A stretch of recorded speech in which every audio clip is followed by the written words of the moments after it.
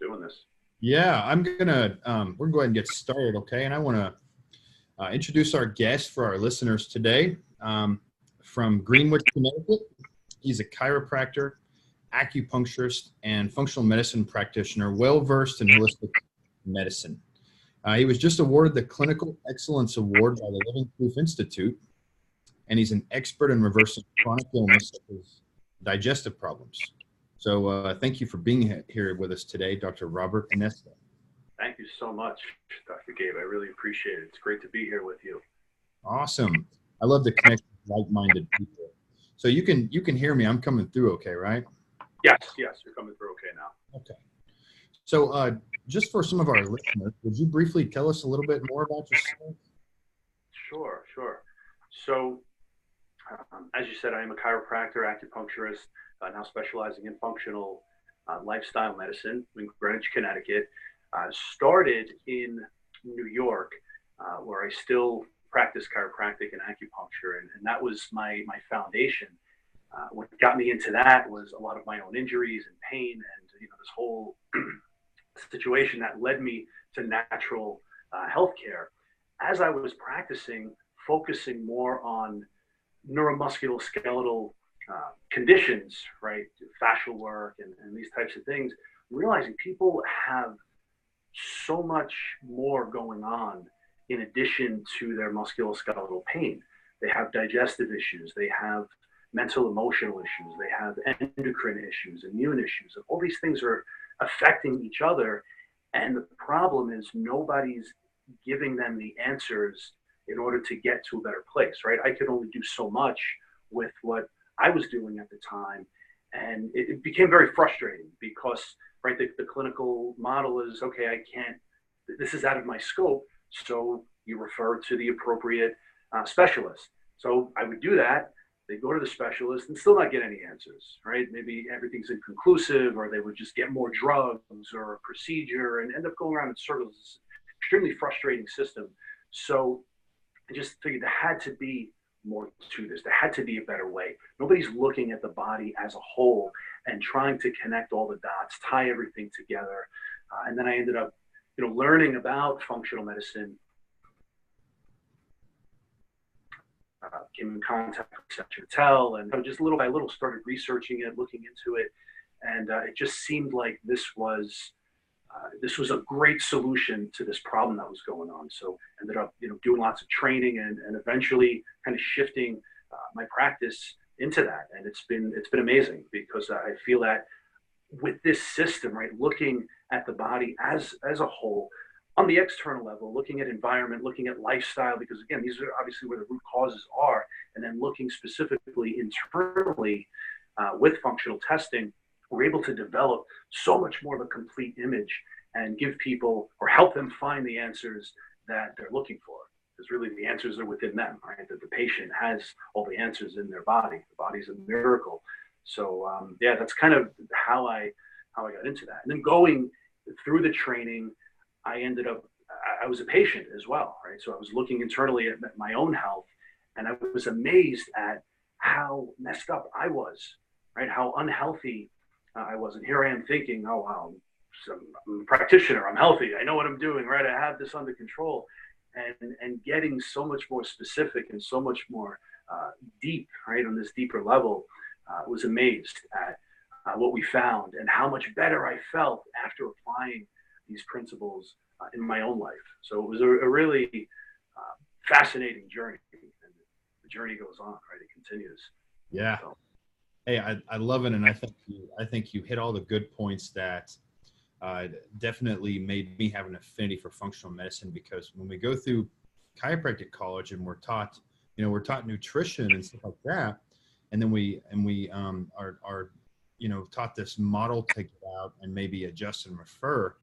And with these numbers sweeping our nation, this epidemic numbers over the last 20 years, especially of autoimmune and chronic digestive issues, and what I'm sure you see this in your practice, but a lot of people's back pain, a lot of people's shoulder pain today and neck pain are contributed to a toxic gut, the byproduct of poor digestion and digestive illnesses like that. So it's real easy to see the limitations that we can give people with musculoskeletal work versus when you go deeper and you get into the emotions and you get into, stealth infections, and you get into things that are really the big culprit today. I mean, it's an exciting journey to give these people back their answers they're needing desperately, and give these people back their lives. So pretty awesome stuff. Absolutely, yes, yeah. You said that beautifully. You hit it right on the head. Diving into this stuff, what are the most common overlooked causes of digestive issues that you see today? So yeah, that's a great question. So underlying systemic issues, I often talk about things like sequencing issues. So things, just for example, people aren't chewing their food enough, right? Because the digestive system starts in the mouth, right? And that's often overlooked. So just simply chewing and priming the system, getting into a more relaxed state to begin with, so that everything down the line can function better. That's a huge issue. The gut-brain axis, so things like stress, right, affecting, again, function. If we're in a stressed out state of physiology, our body's not prioritizing digestion, right? It's prioritizing overcoming whatever threat, the fight or flight response. So how many people are living in that state of physiology all the time? That's a huge root cause that I see. The other is leaky gut, right? Leaky gut is, again, pretty much epidemic levels at this point. And what causes leaky gut? Well, all of the above: stress, of course, the foods that people are eating, the toxins in the foods, certain chemicals are causing it, stealth infections are contributing. So it's this whole, big picture, pretty much modern lifestyle is the root cause in many ways of gut problems. Being in a toxic environment, not even talking about obviously toxic chemicals, right? Over 80,000 chemicals we're exposed to in the modern world. But let's just put that aside, just being in an emotionally toxic environment, a workplace that you're miserable in, or, a boss that you hate, or a relationship that's toxic. I mean, those things are major causative factors. Obviously, the food is an issue too, right? Look at the standard American diet is a complete disaster. So that's a major one, just triggering inflammation. But it's really all these other things. I think a lot of times when we think of the gut, we think only of the food, but it's really the whole picture as well. Food's obviously a major part of it, but we have to look at these other aspects of health as well. Emotional trauma, even physical trauma, right? I mean, the head trauma can actually cause changes in the microbiome. So it's a two-way street. We often think of the gut's on fire, the brain's on fire, but it can go the other way as well. So we have to look at the whole. Yeah, and bring up a good point about head injuries and contributing to dysbiosis and things like that. And what the newest research is actually showing is that our gut is basically the original brain, and then our actual brain up here is just kind of a CPU processor. So everything, and it's been long documented in Ayurvedic medicine and traditional Chinese medicine. Hippocrates pointed out that all diseases begin in the gut, and we're seeing that more. We're seeing that it's very evident today. But in some of these things that you pointed out, I do want to ask, how often do you see stealth infections as a contributor to inflammatory bowel conditions like, Crohn's, diverticulitis, ulcerative colitis? You can name all these different diagnoses, but how often do you see stealth infections as a contributor? And with the full moon being on Friday, I just want you to kind of briefly describe a stealth infection, if you would, for our listeners. Sure. Yeah. Great point. And that's another major root cause, stealth infections. So stealth infections, obviously we know about the microbiome. So we were pretty much an entire ecosystem, right? We have more microbes in our body than we have cells that make up our body, which is completely mind-blowing, fascinating if you really think about it. But so we have this population needs to be in balance. When we have stealth infections, it can be, like you said, dysbiosis, either an overgrowth of certain organisms, which could become a problem. Too much of a good thing can be a bad thing. Or we can have pathogenic organisms that come in from the outside, like basically invade, which create problems, parasites, pathogenic bacteria, or viruses. And in many cases, that can happen as a result of functional loss or functional deficit. If we're not secreting enough acid, if we're not secreting enough enzymes that would normally kill these organisms as they're coming in, right? We're not doing that effectively, so then they end up getting through and creating a problem, proliferating. So there are, again, all these different aspects. So an example of a stealth infection, let's say a parasite, I've been seeing a lot of this lately, even worms, right, on the testing. And those types of infections can literally wreak havoc on the entire system, even more so than just the digestive system. Obviously, it'll create problems, it can contribute to leaky gut, and gut inflammation, bowel issues, but it can also affect the brain. I've seen people with mental emotional issues, anxiety and depression, and when you clean up these stealth infections, the symptoms resolve, like, significantly, which is, amazing. So that's a huge component. Certain organisms are attributed to or correspond to specific autoimmune conditions too. So these stealth infections can literally affect everything. And on top of that, they can rob you of nutrients, right? So you see a lot of people who eat a pretty healthy diet for the most part, but yet they're still having problems, or they're still showing deficiency on blood tests maybe. Why is that happening? They're taking it in. Well, maybe it's an absorption issue, right? It's a functional issue, or maybe these stealth infections are actually, taking these nutrients from them, so they're not even getting into the system. So that's a major problem as well. Or those stealth infections are, creating an issue for the friendly bacteria, the friendly flora, which plays a huge role in synthesizing certain nutrients, certain vitamins, certain nutrients for the body, because that's where we're actually getting a lot of nutrients, is by those friendly organisms digesting the food that we're eating, and then we absorb their byproducts. So, it's really, again, it's fascinating, but it's a major issue, health infections. So that's a big thing. And something else in addition to that, we always hear about gut repair protocols, right? Fixing the leaky gut, this type of thing, often without addressing the stealth infection. So if you're doing that without addressing the infection, right? Yes, you can repair the wall, but if you have somebody there with a sledgehammer, right, and you're not getting rid of that person with the sledgehammer, you repair the wall, what's going to happen? It's going to become damaged again. So I always like to, first of all, support the physiology, make sure people can handle it, support the immune system, but address the stealth infections, right? Try to restore balance in that microbiome, and then do the reparative process. I just find that it's way more effective in that way. Exactly. I mean, that's a real similar method to what we do in this clinic. And literally, 99% out of 100 people today are silent carriers of stealth infections. We find parasites in all kinds of people. And I did a video the other day talking about, we've never seen a local functional medicine doctor, a local naturopathic doctor, a local person ever catch a parasite in people. Is this something that you see that's regularly missed by your clients that come in? Absolutely. Yeah, it's often missed. I mean, a lot of people, that they come in, they've had issues for years and years. They've seen, GI specialists who do, standard thing, but it's not catching a lot of these underlying stealth infections. So yeah, see it all the time, and it's a major issue.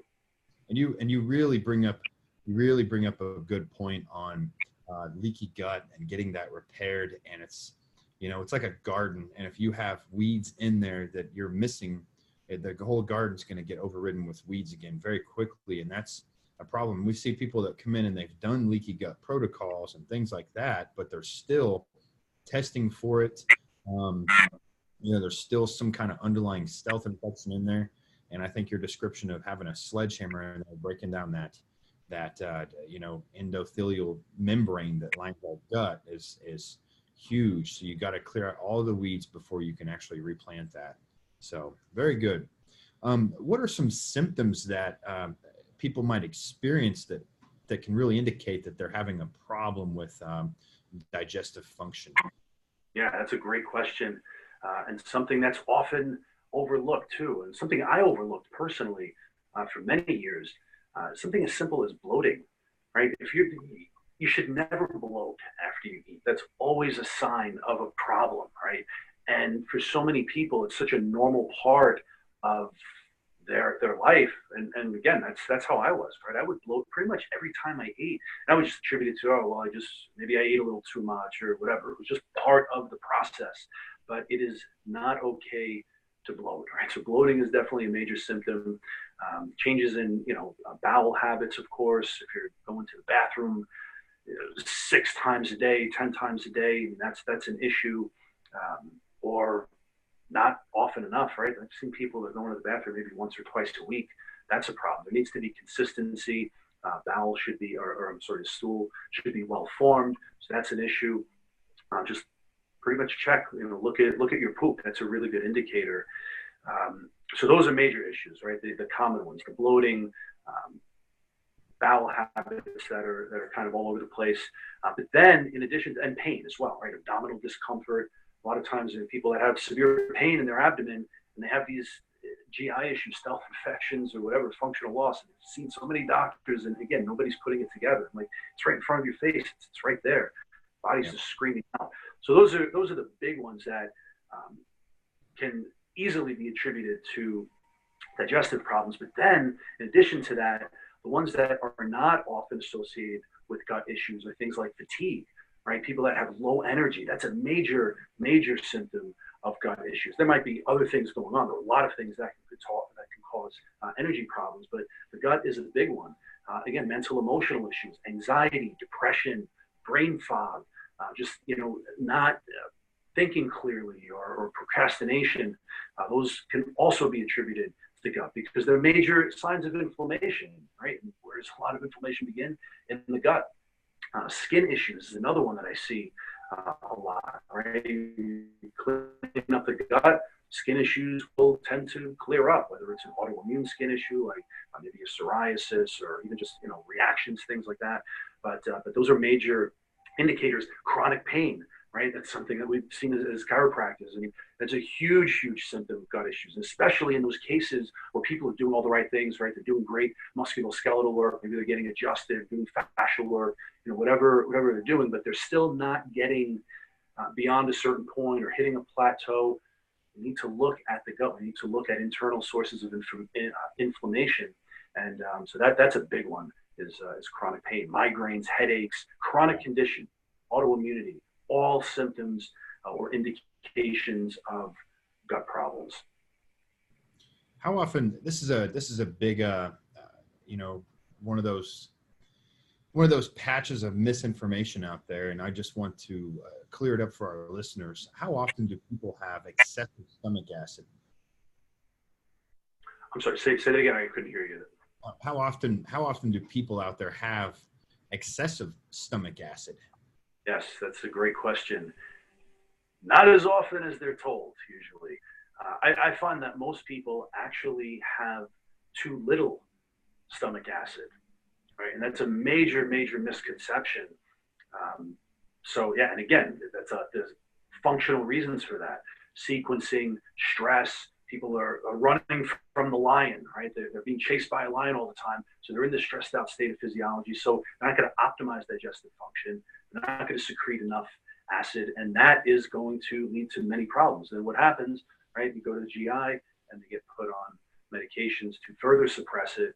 And they often don't get better, right? So very rarely is too much acid actually a problem. It's usually the opposite. Yeah.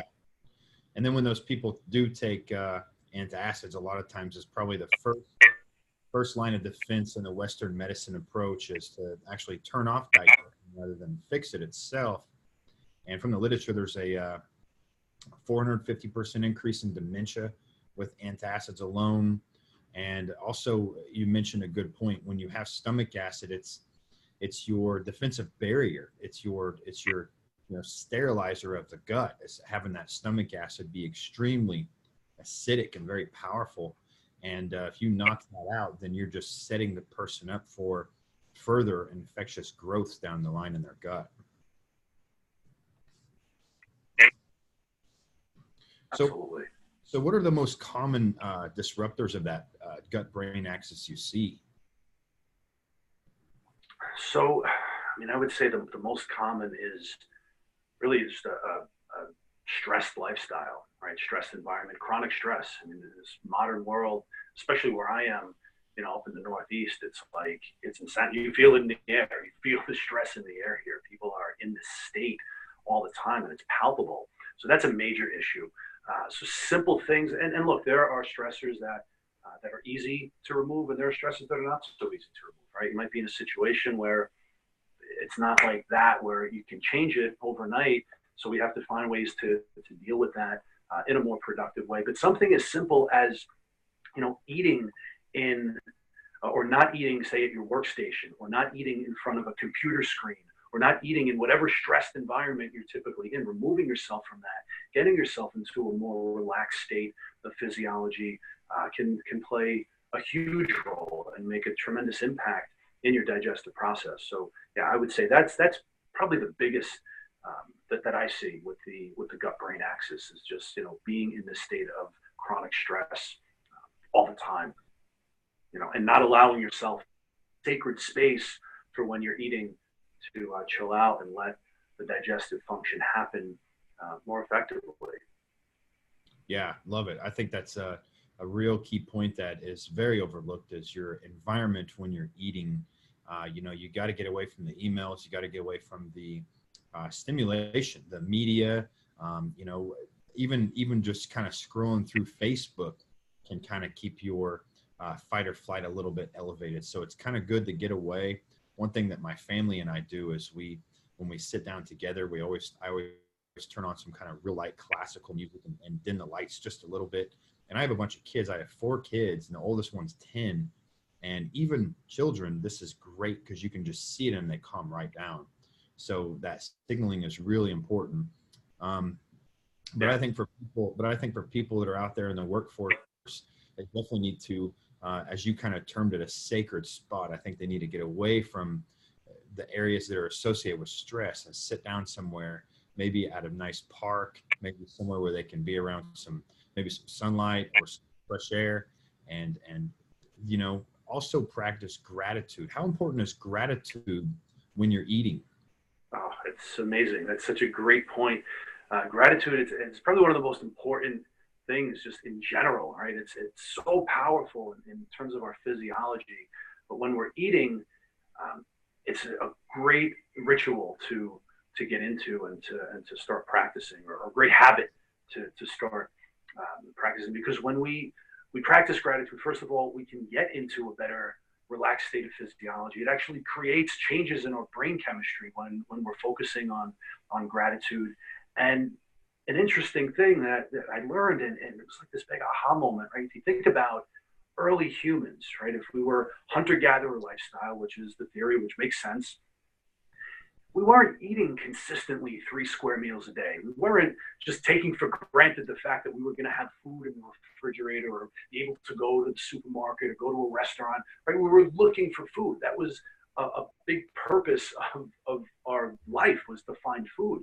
So when we found food, things were great. And when we didn't, then we had to fast a little bit, and that was okay. It was adaptive physiology. But think about when we actually did find food, what that must have felt like, right? How much just natural gratitude. We weren't maybe thinking, hey, yes, I'm so grateful for this, but that feeling of joy, that feeling of natural gratitude, that, wow, I have something to eat, or the taste, and just savoring that taste and knowing that your body's being nourished, that's powerful, powerful stuff. And that is literally creating physical changes in the brain. So now in our world, right, obviously we know that we have food, which is a good thing, but yeah, just getting into that habit can really stimulate some of those early reflexes or chemicals that have such a great impact on overall health. So yeah, I think, if you just did nothing else and started practicing gratitude before the meal and even during the meal, right, just being mindful of what you're eating and being grateful for it,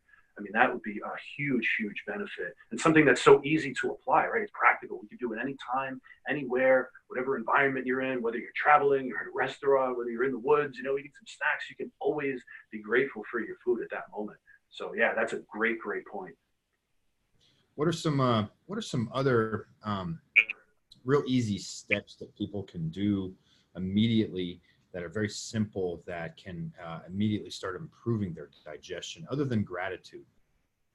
Other than gratitude, so um, I would say, definitely, gratitude, making sure you're in, a stress-free environment as much as possible, like we were talking about.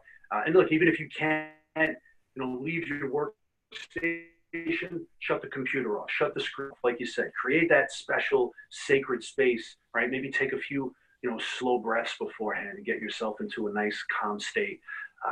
Chewing your food, I think, is another major thing that most people are not doing enough, right? Because again, stressed out, we're eating fast. And again, it's something I was guilty of from a very early age. I used to inhale my food. I would eat so fast. It was almost like it was a race. So I have to continue to remind myself to slow down and chew more. If you think about it, when you don't chew enough, right, you're not breaking apart these particles of food enough, and we only have teeth in our mouth, so clearly this needs to happen. It's an important process. So if we're not breaking down the food enough in our mouth, that stomach acid, those enzymes, right, they're not going to be able to break it down further enough, and it's going to create issues. You're going to have these undigested food particles, which can create problems. It can lead to inflammation. And if you have a leaky gut, that can trigger more inflammation. This vicious cycle. So just simply chewing the food more.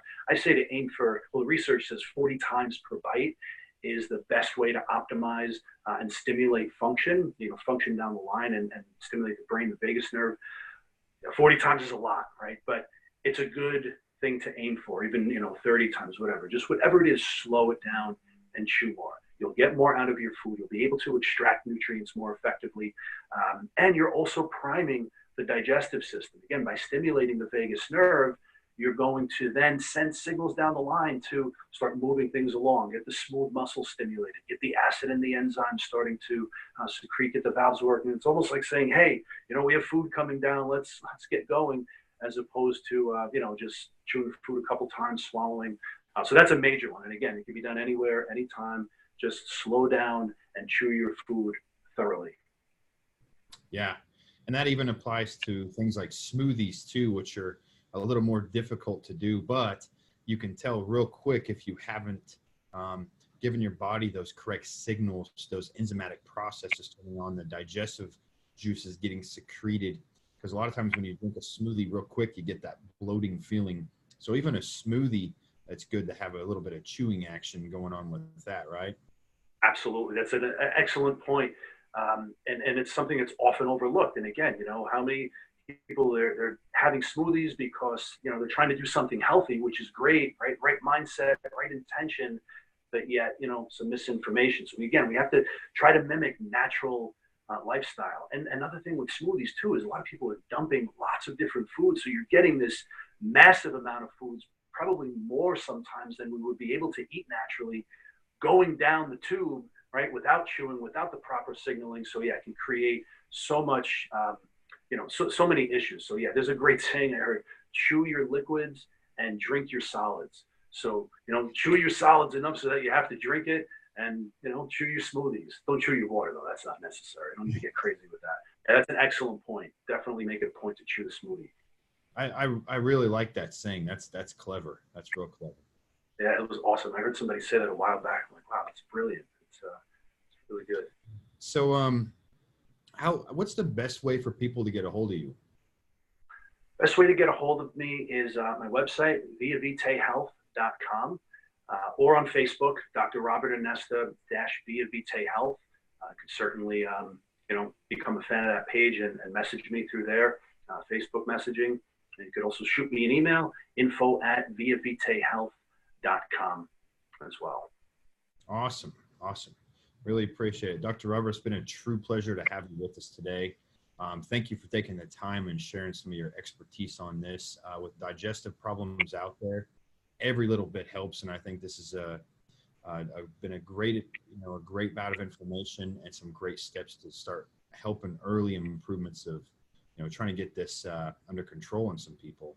So I really appreciate your expertise today. Awesome. Thank you so much, Dr. Gabe. This was great too. I really appreciate being here. It was a great conversation. Like you said, it's always great to connect with like-minded people. And Yeah, this is awesome. So I really appreciate you having me here. I appreciate the great work that you're doing. My pleasure, sir. You have a great day, all right? And we'll keep in touch. Good, Doc. Take care.